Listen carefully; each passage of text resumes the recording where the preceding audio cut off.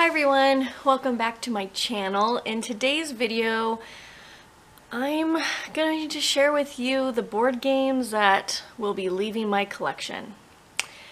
I culled my collection, needed to kind of downsize a bit, and every now and then I just do this. So yeah, I've got quite a few, so stay tuned to see which ones just aren't making the cut.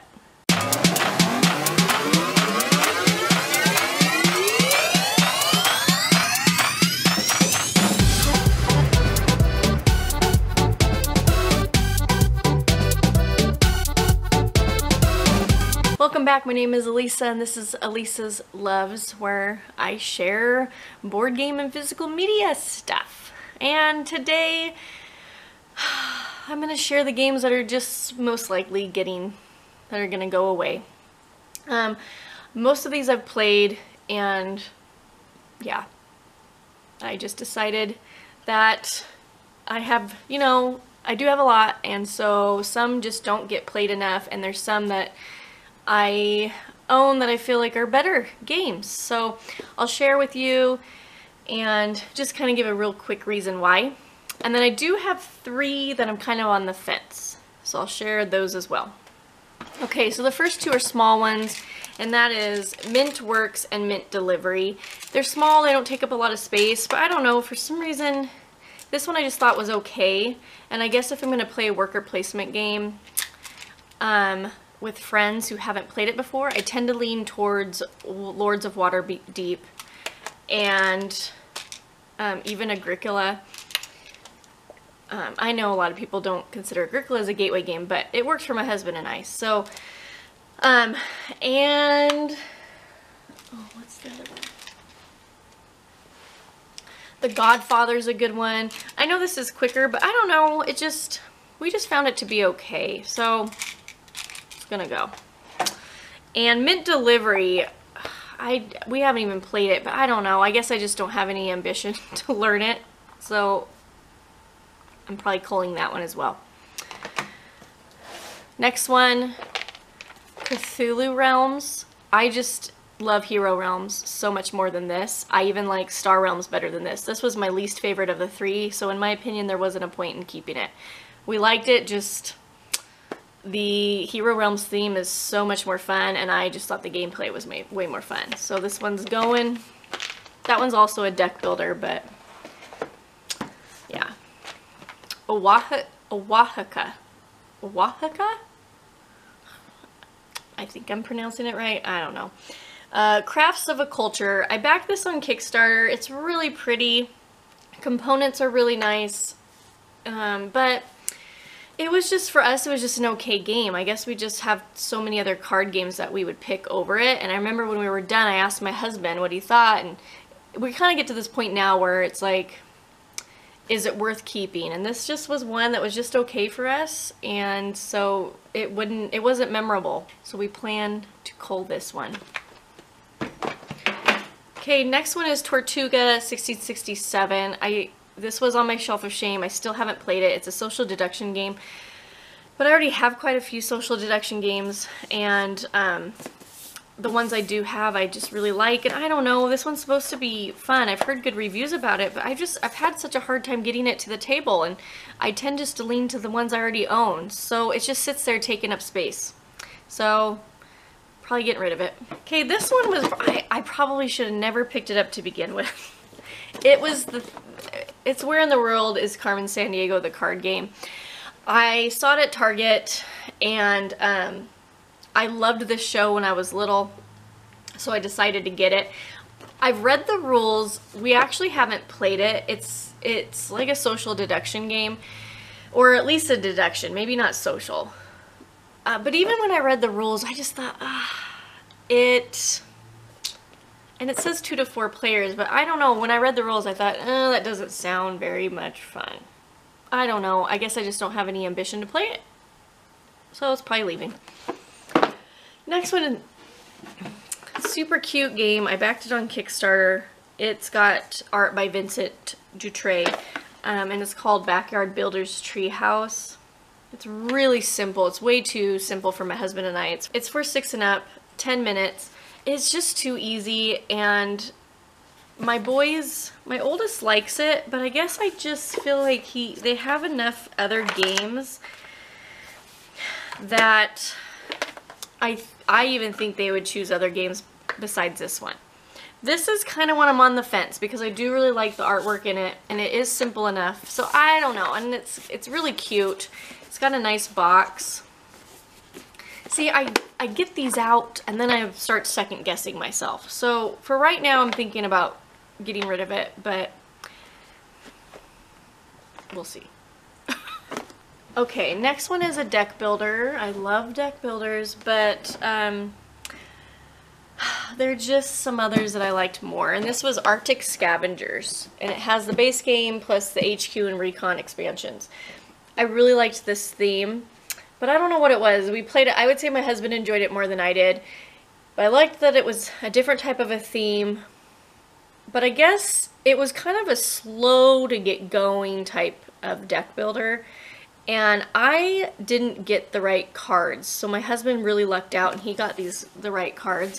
And so his was just rolling. I mean, he was building an amazing deck and I wasn't, because I just didn't happen to have the right cards. So, and you know, it's lucky, but I don't know, I was really bummed about it. I was hoping I'd like it more than I did.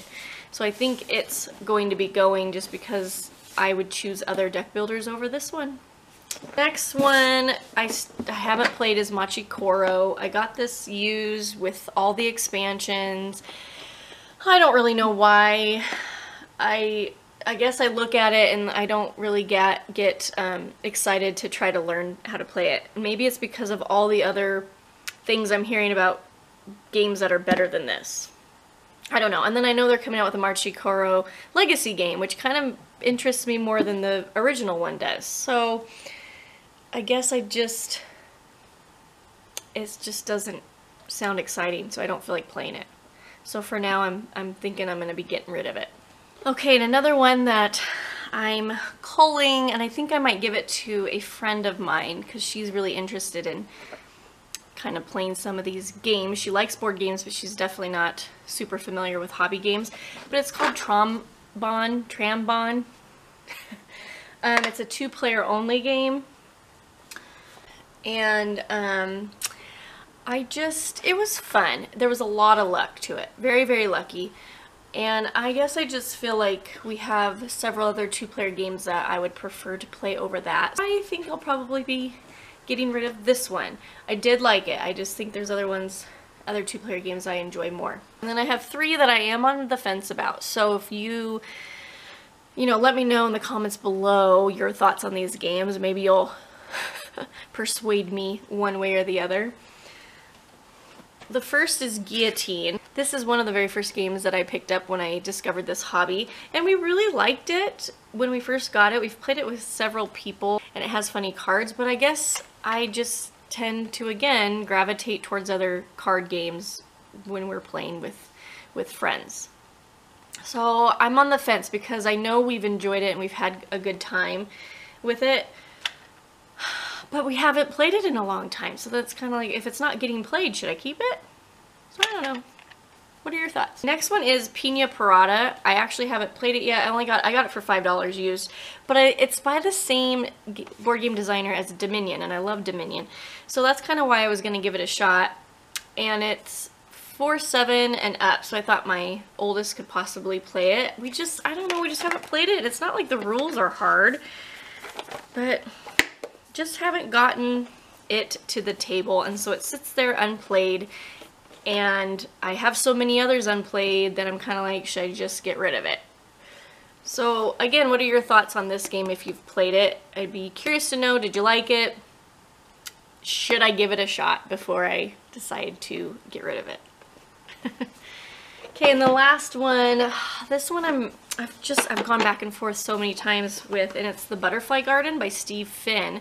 Steve Finn is the board game designer for Biblios and several other games, but Biblios, I would say, is probably his most well-known game. And this one's got gorgeous artwork. I love the theme of the butterflies. It's a very simple game. Very simple. And we enjoyed it. We really liked it. But I don't know. It's one of those other things where we love card games, so how often is this one going to get picked over others? And that's where I'm at. I don't know if it would get picked very often. So that's kind of, it's a good game. I don't think it's a great game, and I feel like I have several other card games I like more. But what hooks me with this is the theme. I love this butterfly theme.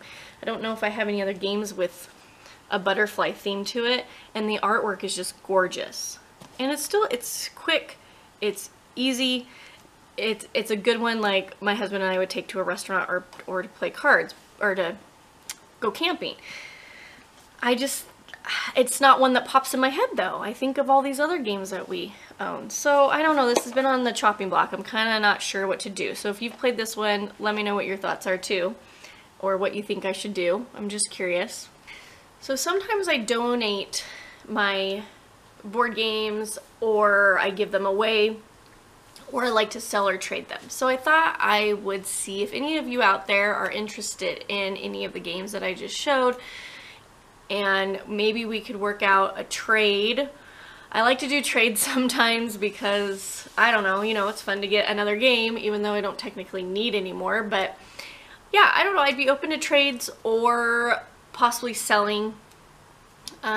Sometimes it's not always worth it because of shipping, and obviously I can only ship, I'm only wanting to ship in the United States because it can get spendy trying to go in overseas. But yeah, if you're interested in any of these kind of were appealing to you or would possibly want, then just shoot me an email. I will leave my email in the description box below, and maybe we could work something out. No guarantees though, and again, some of them I'm kind of still on the fence, but for the most part, most of those are going to be leaving my collection. Okay, well let me know in the comments below, do you ever cull your collection? Do you go through and figure out what games you don't want anymore? You know, for me, there is a space issue, and there's just times where I get overwhelmed and I just have too many and I want to play the games I own. So if things just aren't getting played or I have better games, then, you know, why not just kind of downsize a bit? So I'd be curious on your thoughts with culling your collections. Do you have maybe a routine for it where you do it so, you know, every so often or so many times a year? I'm always curious to see what other people do out there. Alright, well I hope you enjoyed this video, and I will talk to you all later. Bye!